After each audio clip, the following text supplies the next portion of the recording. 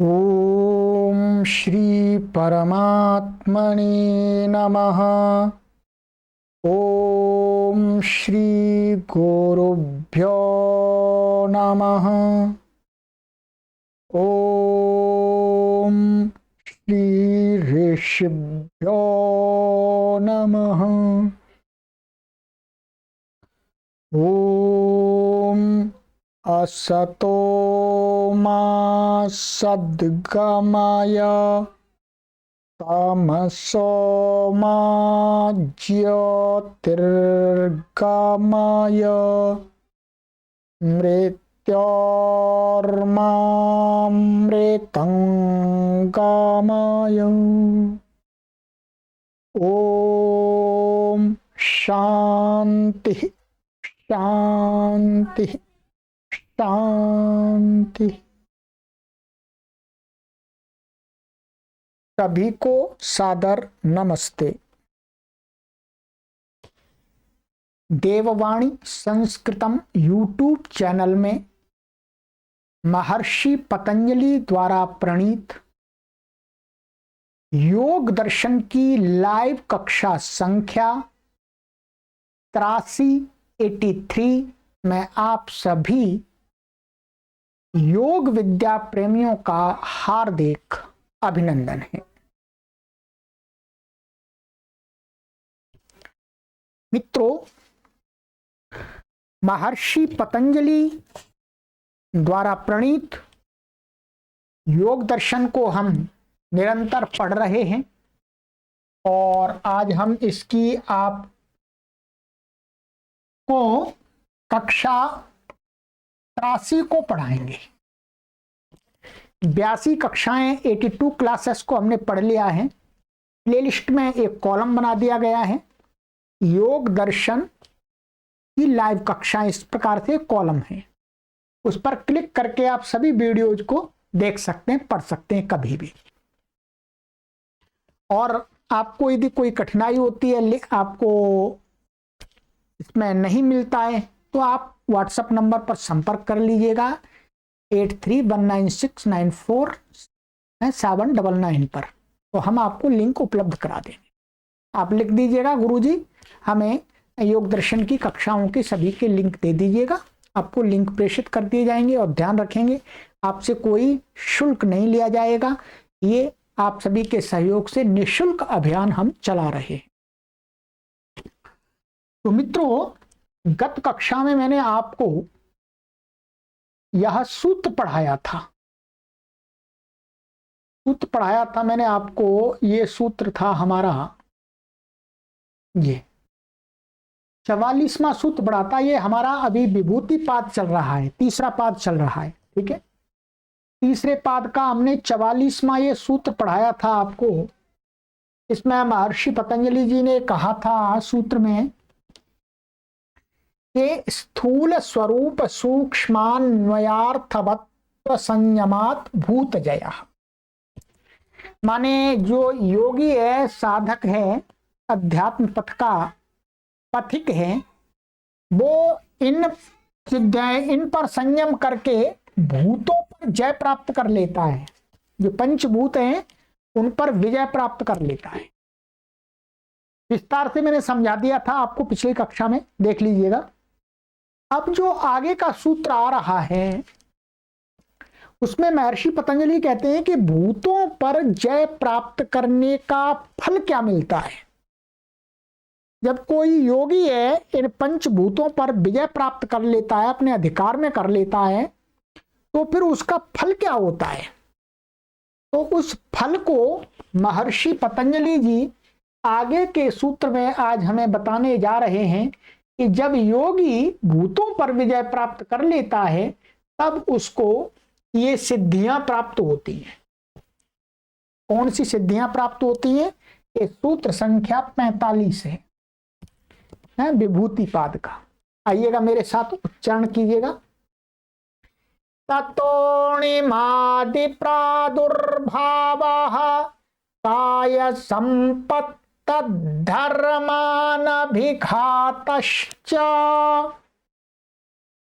ठीक है, कहते हैं कि ततः, तथा माने तो भूतों, जब योगी भूतों पर जय प्राप्त कर लेता है तो उसके बाद में, तथा का अर्थ है उसके बाद में क्या होता है, अणिमादि प्रादुर्भाव। अणिमादि 8 सिद्धियां हैं। अणिमादि 8 सिद्धियों का प्रादुर्भाव माने योगी के अंदर वो 8 प्रकार की सिद्धियां उत्पन्न हो जाती हैं। अभी चर्चा करेंगे वो कौन कौन सी है। और कहते हैं काय संपत्त, काय संपत्त की अगले सूत्र में बताएंगे। काय संपत्त का अर्थ होता है तो योगी का जो शरीर होता है वो एकदम चमकने लगता है, उसमें तेज आ जाता है, चमकता है, कठोर हो जाता है, बहुत मजबूत बन जाता है, मजबूत बन जाता है। काय संपत्त माने शरीर की संपत्ति उसको प्राप्त हो जाती है। और तद धर्मानभिघातश्च, इसका अर्थ है कि जो भूत होते हैं पंचभूत, पंचभूत वो क्या है, उनके द्वारा योगी को कोई कठिनाई नहीं होता है, कोई क्लेश नहीं उत्पन्न होता है, इतनी शक्ति आ जाती है उसको। अब आइएगा, अब इस पर हम करते हैं विचार। कहते हैं अणिमादि प्रादुर्भाव, ये विशेष सूत्र ध्यान देंगे। और ये जो प्रैक्टिकल इसको करते हैं वस्तुतः वही अनुभव कर सकते हैं, ठीक है, वही अनुभव कर सकते हैं। यहां व्यास जी ने जो लिखा है वो मैं आपको बता रहा हूं, महर्षि व्यास जी ने। अणिमाद्य प्रादुर्भाव, इसके कहा महर्षि व्यास जी ने कि अणिमादि 8 सिद्धियां हैं। एक है अणिमा सिद्धि है, एक लघिमा है, एक महिमा है, एक प्राप्ति है, फिर 5वीं प्राकाम्य है, 6ठी वशित्व है, 7वीं ईशितृत्व है और 8वीं है कामावसायित्व। ये 8 सिद्धियां हैं, ध्यान देंगे 8 सिद्धियां। ये 8 सिद्धियां योगी को प्राप्त होती हैं कब, जब पीछे वाला, जब भूतों पर जय प्राप्त हो जाती है संयम करके, ठीक है, तब। तो यहां महर्षि व्यास जी एकदम लिखते हैं कि जो अणिमा सिद्धि है, वो अणिमा सिद्धि क्या करती है, योगी क्या करता है उससे, तो कहते हैं अणिमा भावती अणु।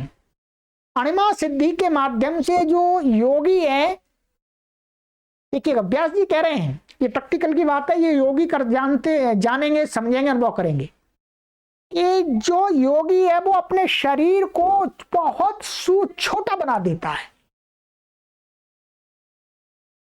क्या बना देता है, छोटा। छोटा बनाने का यहां तात्पर्य ये होना चाहिए कि योगी अपने शरीर को दूसरे लोगों से अदृश्य कर लेता है। उसके अंदर एक ऐसी शक्ति उत्पन्न हो जाती है कि वो यदि चाहे तो भीड़ में भी लोग उसको नहीं देख सकते, इतना छोटा हो जाता है। छोटा हो जाता मतलब सिकुड़ जाता है, ऐसा नहीं है। वस्तुतः इसका यही अर्थ होना चाहिए कि योगी जो शक्ति है उसके अंदर, वो शक्ति उस योगी के शरीर को अदृश्य कर देती है दूसरे लोगों से, दूसरे लोगों से, ठीक है। और कहा कि लघिमा, लघिमा का अर्थ होता है लघुर भवती, माने वो अपने शरीर को बहुत हल्का बना देता है।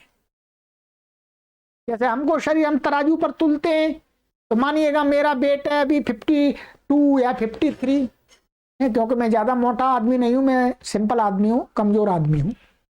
तो आप में हो सकता है अधिक वेट होगा, होना ही चाहिए ठीक है। तो परंतु योगी अपने शरीर को एकदम हल्का बना देता, हल्का हल्का, उसके अंदर शक्ति पैदा हो जाती है। यदि आप उसको तराजू पर रखेंगे तो उसका वेट ही नहीं आएगा, बहुत कम आएगा।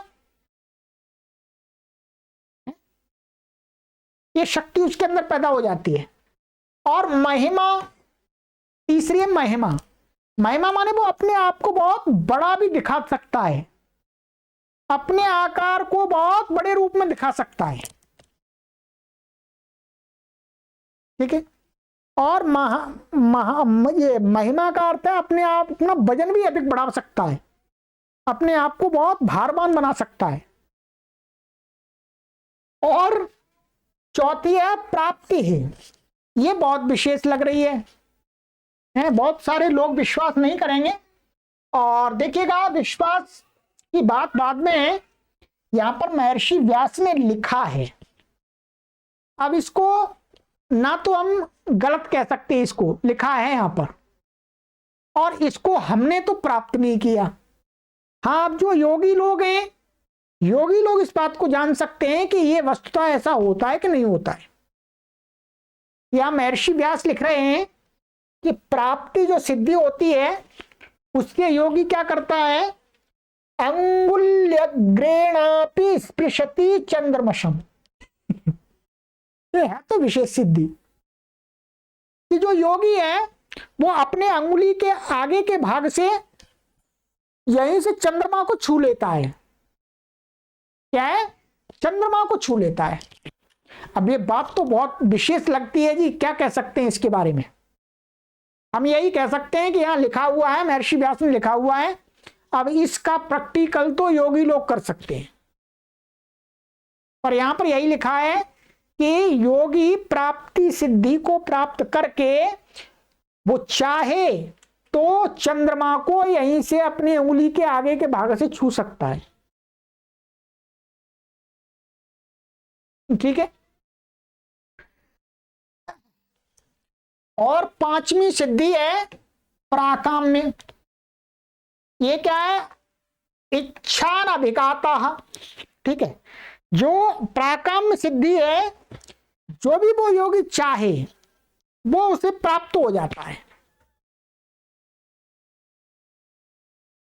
ये उसके अंदर शक्ति है कि प्राकाम्य सिद्धि से वो कुछ भी चाहे, उसको जो चीज खानी है उसको वो वैसा चाहेगा तो लोग उसके पास में लेके ही चले आएंगे उस चीज को।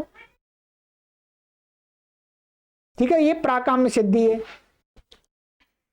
और कहते हैं क्या करता है प्राकाम्य से, भूमौ उन्मज्जति निमज्जति उदके। जैसे जल में कोई आदमी घुस जाता है और निकल आता है, वैसे ही योगी भी इस प्राकाम्य सिद्धि से क्या कर लेता है, सूखी भूमि में अंदर घुस सकता है और निकल सकता है। भाई ये तो बहुत आश्चर्य की है, आश्चर्य की सिद्धि है। यहां पर यही लिखा है, जैसे पानी में कोई व्यक्ति यथा उदके, पानी में कोई व्यक्ति घुस करके डूब करके बाहर निकल आता है, वैसे ही योगी भूमौ, भूमि में माने घुस जाता है निकल आता है, घुस जाता है निकल आता है। कमाल की सिद्धि है, कमाल की सिद्धि नहीं। बहुत सारे लोग विश्वास नहीं करेंगे, परंतु महर्षि व्यास जी तो लिख रहे हैं जी साक्षात एकदम। अब आप विश्वास करें ना करें, इसको प्रैक्टिकल योगी कर सकते हैं। और कहते हैं छठी सिद्धि, छठी सिद्धि है वशित्व। भूत भौतिकेषु वशी भवति अवश्यश्च अन्येषाम। कि जो योगी है वो भूत माने पंचभूत है, पृथ्वी जल अग्नि वायु आकाश, ये और इनसे बने हुए पदार्थ, इनको अपने वश में कर लेता है, इनको अपने वश में कर लेता है। जैसे चाहे वैसे इनको प्रयोग करता है। वो कहते हैं हवा चल रही है, हवा को कहेगा रुक, मैंने संकल्प करते हवा रुक जाएगी। ये भी आश्चर्य है जी। और सातवीं सिद्धि है ईशितृत्व। यहां पर अन्य शाम भी लिखा हुआ है। अन्य शाम माने दूसरे लोगों से भी वो ये जो भूत है पंचभूत और इनसे बनी हुई चीजों को जैसा चाहे वैसा करवा सकता है। अन्य शाम ऐसा कहा है इसने है? और सातवीं है ईशितृत्व। ईशितृत्व का अर्थ है तेषाम प्रभावाप्य व्यूहानाम ईष्टे। इसका अर्थ है कि वो ईशितृत्व शक्ति है कि वो जिस पदार्थ के जो भूत है, पंचभूत, उनका कुछ भी बना सकता है। भाई पानी को मिट्टी बना दे, मिट्टी को पानी बना दे, ये ऐसा कहना चाह रहे हैं। ये गजब की सिद्धियां हैं जी। ठीक है। और कहते हैं यत्र कामावशायित्व सिद्धि का अर्थ होता है सत्य संकल्पता यथा संकल्पा तथा भूत प्रकृति नाम अवस्था। कामावशायित्व जो सिद्धि है उसको बता रहे हैं कि वो जैसा सत्य संकल्प योगी करता है, जैसा विचार करता है, पंचभूत हैं, भूत प्रकृति नाम, माने भूत और भूतों की जो प्रकृति वो जैसा चाहे वैसी बन जाती है।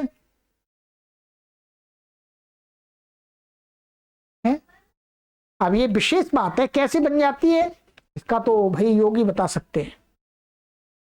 और कहां मिलेंगे योगी, ये तो बताया नहीं जा सकता जी आज के समय में। पर हैं शक्तियां अद्भुत, अद्भुत शक्तियां हैं। और क्या कहते हैं, ये 8 शक्तियां प्राप्त होती हैं अणिमादि। एक गरिमा और होती है, तो गरिमा का अर्थ महिमा ही लिया है यहां पर। गरिमा महिमा दोनों पर्यायवाची शब्द है एक तरह से। ठीक है। तो ये 8 सिद्धियां हैं, ये प्राप्त होती हैं योगी को जब योगी भूतों पर जय प्राप्त कर लेता है संयम से। और उसके बाद में तद धर्मा न विघातश्च, काय संपत्ति के लिए आगे सूत्र आ रहा है। ठीक है। तद धर्मा न विघातश्च, इसका कि जो पंचभूत हैं उनका जो धर्म है, धर्म माने जैसे जो पृथ्वी है उसका धर्म क्या है, कठोरत्व, कठिनत्व, टाइट। और जल है, जल का क्या है, स्नेहत्व, तरलत्व उसका धर्म है, अथवा शीतत्व। ठीक है। और जो अग्नि है, अग्नि का धर्म क्या है, प्रकाश अथवा उष्णत्व, ये धर्म है उसके। और जो ऐसे जल का भी शीतलत्व कह सकते हैं। और जो वायु है, जो वायु है, वायु का धर्म क्या है, स्पर्श। ठीक है। स्पर्श करना, स्पर्श की अनुभूति कराना। और आकाश का धर्म है अवकाश देना। तो योगी को इनके जो पंचभूत हैं, इनके जो धर्म हैं, वो बाधा नहीं पहुंचा सकते। योगी आराम से जमीन पर बैठा रह सकता है, उसको भूमि का जो टाइटपन है उसको शरीर को कोई कष्ट नहीं पहुंचा सकता। पानी पर बैठा है तो पानी का जो तरलत्व है वो उसको परेशानी नहीं हुआ, योगी आराम से बैठ सकता है। ठीक है। ऐसे ही अग्नि है, अग्नि योगी के शरीर को जला नहीं सकती, वो इतनी शक्ति पैदा कर लेता है। ये यही कह रहे हैं, अग्नि का जो धर्म है उष्णत्व, वो उष्णत्व योगी को परेशान नहीं कर सकता। और ऐसे वायु का स्पर्शत्व, माने अच्छा स्पर्श और माने बुरा स्पर्श है, वो भी नहीं परेशान कर सकता। अथवा वायु का गमनशीलता है, उसका भी धर्म, तो वायु उसको कोई योगी के शरीर में गति पैदा नहीं कर सकती यदि वो चाहे तो। और ऐसे आकाश, आकाश का जो धर्म है अवकाश देना, तो अवकाश देना जो क्रिया है वो भी योगी को कोई परेशानी नहीं करती, परेशान नहीं कर सकती।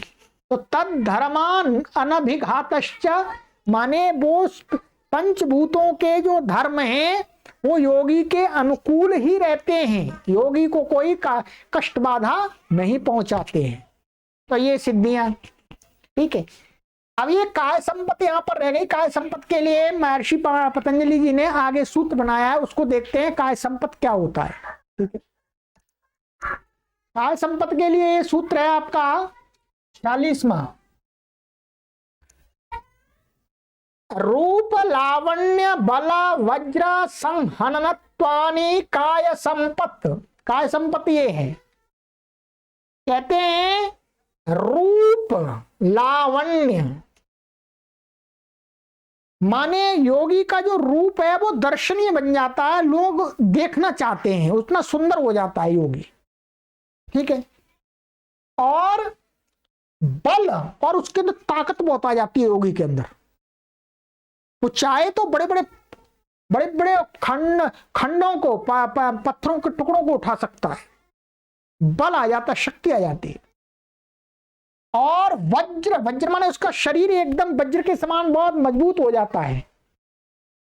कहते हैं यहां पर ऐसा लिखा है हथौड़े से भी नहीं टूट सकता, इतना मजबूत वो बना लेता है। और संहननत्व माने वज्र सहनत्व ने जो एक ये वज्र सहनत्व ने जैसे वज्र होता है वैसे ही वो कठिन हो जाता है। एक ही शब्द है वज्र सहनन, माने वज्र के समान कठोर बन जाता है। ठीक है, तो यही कहा है दर्शनीय कांतिमान अतिशय बलः वज्र सहननश्च इति। ये चीज काय संपन्न माने शरीर में योगी को प्राप्त होती है। कब?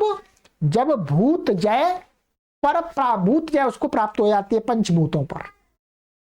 तो ये उस पिछले कक्षा में जो पढ़ाया था भूत जय, उसका फल ये योगी को मिलता है। अब देखिएगा मित्रों, बहुत सारे पाठक विचार करेंगे कि मैं पाखंड फैला रहा हूं। देखिए, मैं कोई पाखंड नहीं फैला रहा हूं, मैं कोई योगी नहीं हूं। ध्यान देंगे, मेरी कोई समाधि नहीं लगी, मैं एक संस्कृत का विद्वान व्यक्ति हूं। और यहां पर जो महर्षि व्यास के द्वारा और महर्षि पतंजलि के द्वारा जो यहां बताया गया है उसको मैं आपको समझा रहा हूं। ये कोई मेरा मत नहीं है, क्योंकि मेरा मत तब हो सकता है मित्रों जब मैंने इन सभी को प्रैक्टिकल किया हो, और मैंने प्रैक्टिकल किया नहीं है, मैं आपको एकदम सत्य बता रहा हूं। ठीक है, अब जिन योगियों ने प्रैक्टिकल किया है या कर रहे हैं वो आपको इस विषय में सटीक जानकारी दे पाएंगे। शब्दों को जो लिखा हुआ अर्थ है वो मैंने आपको बताया है। ठीक है, आपकी जानकारी के लिए, इसलिए आप मुझ पर आक्षेप ना करें। मैं किसी भी प्रकार का कोई पाखंड अंधविश्वास नहीं फैलाता हूं। यहां महर्षि व्यास के नाम से यहां लिखा हुआ मिल रहा है, वो मैंने आपको बताया है। अब आप चाहते हैं कि इसमें कितना सही है कितना क्या है, तो आपको स्वयं या तो प्रैक्टिकल करना पड़ेगा या जो प्रैक्टिकल कर रहे हैं उनके पास जाना पड़ेगा।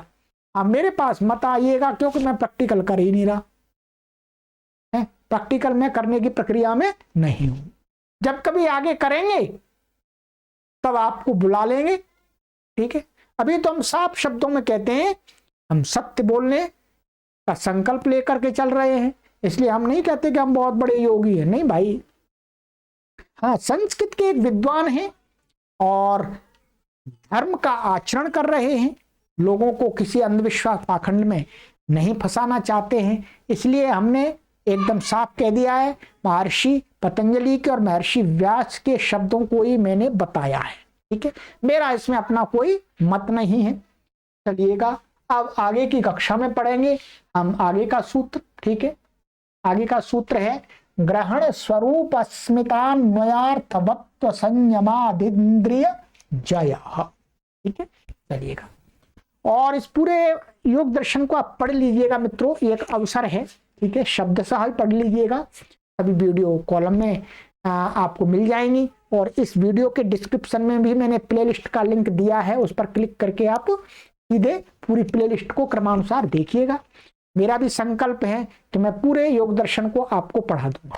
ठीक है, चलिएगा, आपको लगता है अच्छी जानकारी है तो लोगों को शेयर कीजिएगा, अपने मित्रगणों को शेयर कीजिएगा, जिससे उनको भी जानकारी हो सके। सर्वेभ्यो नमः।